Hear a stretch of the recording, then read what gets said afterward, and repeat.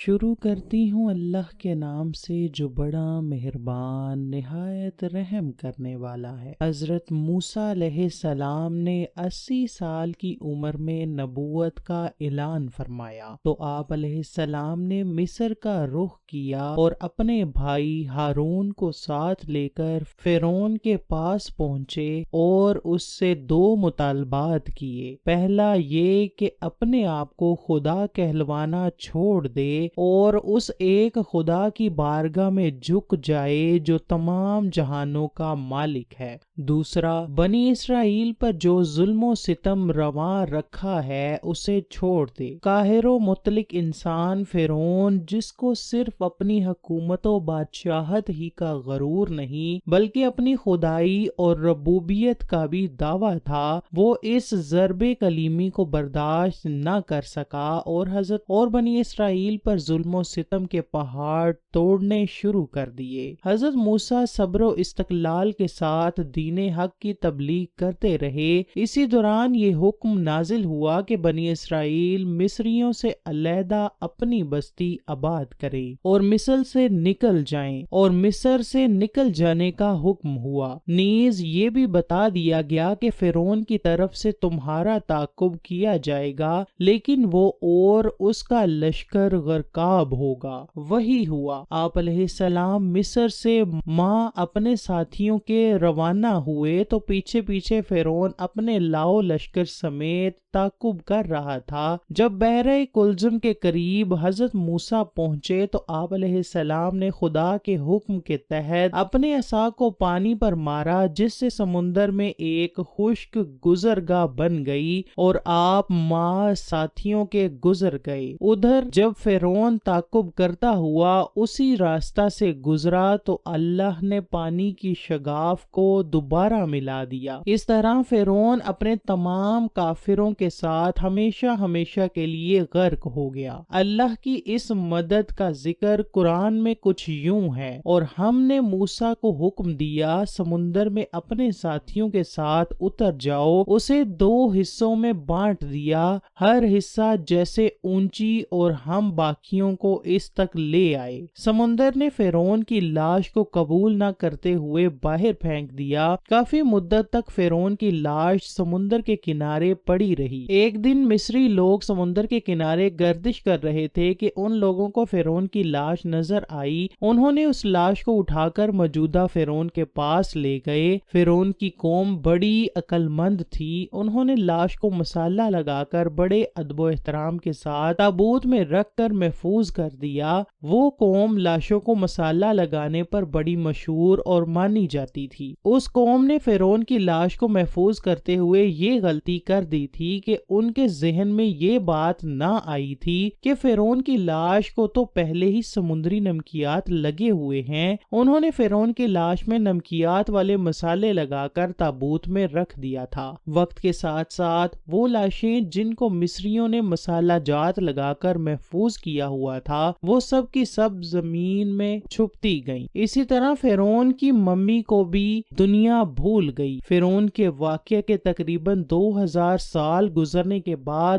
اللہ تعالیٰ نے اپنے آخری پیغمبر حضرت محمد صلی اللہ علیہ وآلہ وسلم کو زمین پر بھیجا اور آپ صلی اللہ علیہ وسلم پر قرآن پاک نازل فرمایا۔ قرآن پاک میں اللہ تعالیٰ نے بڑی تفصیل کے ساتھ ان واقعات کو بیان کیا ہے۔ قرآن پاک کی ایک آیت میں اللہ تعالیٰ نے فرعون کی لاش کے بارے میں یوں حکم فرمایا ہے کہ ہم نے تیرے جسم کو آنے والے انسانوں کے لیے عبرت بنا کر محفوظ کر دیا ہے۔ 18ویں صدی تک کوئی نہ جانتا تھا کہ قرآن کے اندر جو اللہ پاک نے فرعون کی لاش کو محفوظ کرنے کا وعدہ کیا ہے تو وہ لاش کہاں ہے۔ 1871 میں مصر کے ایک شہر الغورنیا کے ایک غریب اور چھوٹے سے چور عبد الرسول کو فرعون کی لاش تک پہنچنے کا راستہ مل گیا۔ وہ فرعون کی لاش سے سونا چاندی اور قیمتی جواہرات کو چرانے کے لیے دریائے نیل کے کنارے تبیسا کے مقام پر بیٹھ کر یہ سوچ رہا تھا کہ کون سے طریقے کو استعمال کر کے میں فرعونوں کی لاشوں تک پہنچ سکتا ہوں۔ وہ دریائے نیل کے کنارے پر سرنگ کھود رہا تھا۔ وہاں کے رہنے والے لوگوں نے اس کو پولیس کے حوالے کر دیا۔ جب اس کو پولیس پکڑ کر لے گئی تو ان لوگوں نے اس سرنگ کو کھودا تو 1891 میں تباہ ہونے والے فرعون کی لاش مل گئی۔ لاش کے کفن پر فرعون کا نام بھی لکھا ہوا تھا۔ جب ماہرین اس لاش کو اپنے ساتھ قاہرہ لے کر پہنچے تو انہوں نے تسلی سے اس لاش کا جائزہ لیا تو اس لاش پر جمی ہوئی سمندری نمکیات کی تہ ملی، جس سے انہوں نے اندازہ لگایا کہ یہ وہی فرعون کی لاش ہے جو حضرت موسیٰ علیہ السلام کا پیچھا کرتا ہوا سمندر میں غرق ہو گیا تھا۔ جب فرعون کی لاش کا جائزہ لیا گیا تو پوری دنیا کے آثار قدیمہ کے ماہر اور سائنسدان تصدیق کرنے کے لیے مصر میں آ گئے۔ دنیا کے ماہر سائنسدانوں نے سائنسی تجربات کے ذریعے معلوم کیا کہ سب لاشوں میں سے ایک لاش پر سمندر کے نمکیات موجود ہیں، جس کی وجہ سے یہ لاش گلنے سڑنے سے محفوظ رہی ہے۔ جب سائنسدانوں نے تصدیق کر دی کہ یہی وہ فرعون کی لاش ہے تو اس لاش کو میوزیم کے اندر لوگوں کے لیے عبرت کا نشان بنا کر محفوظ کر لیا گیا۔ 1982 میں اس لاش پر لگے نمکیات خراب ہونے شروع ہو گئے تھے تو مصری حکومت نے فرانس کے سائنسدانوں کو کہا کہ اسے خراب ہونے سے بچا لیا جائے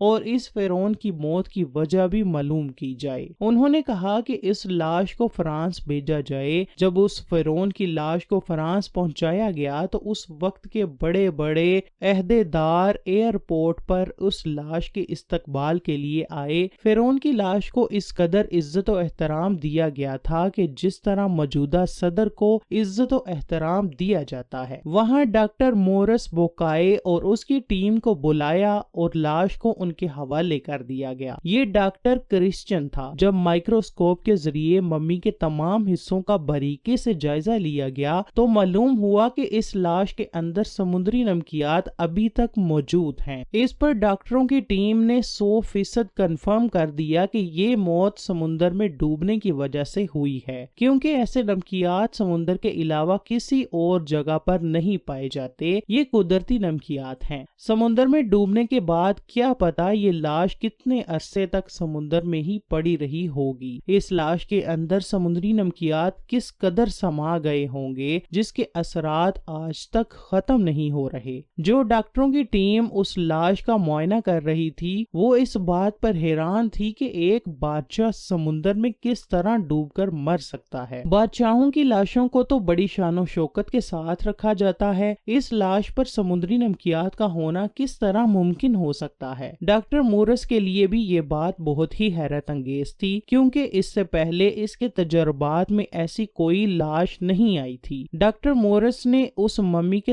متعلق مزید معلومات لینے کے لیے ہر طرح کی کوشش کی تو اس کے علم میں آیا کہ قرآن پاک میں اس لاش کا ذکر تفصیل کے ساتھ بیان کیا گیا ہے۔ وہ قرآن پاک سے اس لاش کے بارے میں معلوم کرنے کے لیے مصر پہنچ گیا۔ ڈاکٹر مورس ایک سائنسدان تھا، اس لیے اس نے بہتر یہی سمجھا کہ مصر کے سائنسدانوں سے معلومات لی جائے۔ اس نے ایک سائنسدان سے معلومات کرتے ہوئے مسلمان سائنسدان سے کہا کہ میں قرآن پاک سے فرعون کی لاش کے بارے میں مطالعہ کرنا چاہتا ہوں۔ مسلمان سائنسدان نے قرآن پاک کی سورہ یونس کی آیت نمبر 90 اور 92 کا ترجمہ پڑھ کر ڈاکٹر مورس کو سنایا، جس میں فرعون کی خدائی کا دعویٰ، اس کا حضرت موسیٰ علیہ السلام کے پیچھا کرنے کی وجہ اور سمندر میں ڈوب کر مرنے، پھر سمندر کا لاش کو باہر پھینکنے اور لاش کو محفوظ کرنے کا وعدہ اللہ تعالیٰ نے قرآن پاک میں واضح طور پر بیان کیا ہے۔ اس قرآنی سورہ کا اشارہ بالکل واضح تھا کہ اللہ تعالیٰ نے وعدہ کیا تھا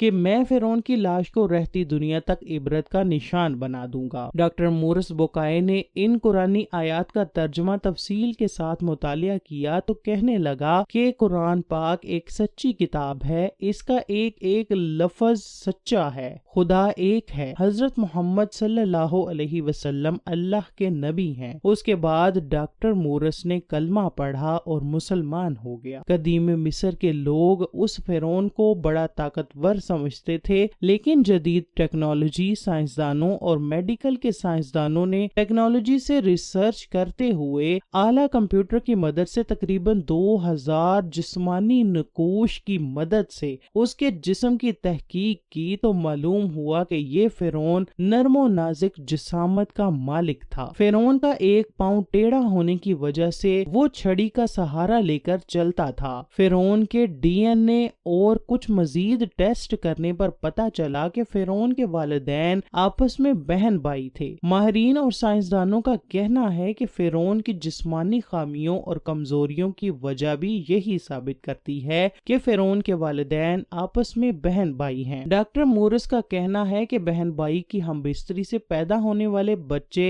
का हुक्मरान बनना ये साबित करता है कि फिरौनों के खानदान में हुकूमत के लिए वो लोग कुछ भी कर गुजरते हैं, इसलिए उनका एक नबी की नाफरमानी करना तो कोई बड़ी बात नहीं है। फिरौन की लाश को अल्लाह ताला ने इबरत के लिए रहती दुनिया तक महफूज कर दिया है। यही वजह है कि आज सोशल मीडिया पर अरबों लोगों की नजर में फिरौन इबरत की अलामत बना हुआ है। जो इंसान खुदाई दावा करता है तो अल्लाह ताला उसको ऐसे ही इबरत का निशाना बना देता है। अल्लाह एक है, हमको सिर्फ उसकी इबादत करनी चाहिए। वही दो जहानों का मालिक है। जिंदगी और मौत सिर्फ उसी के हाथ में है। वो जिसको चाहता है जिंदगी बख्श देता है और जिसको चाहता है मौत का मजा चखा देता है। ऐ अल्लाह पाक, हम तेरे आजिज बंदे हैं, हमारा तेरे सिवा कोई पुरसाने हाल नहीं है। ऐ अल्लाह पाक, हम पर अपना खास रहमो करम फरमा दे, हमारे दिलों में नबी अकरम की मोहब्बत भर दे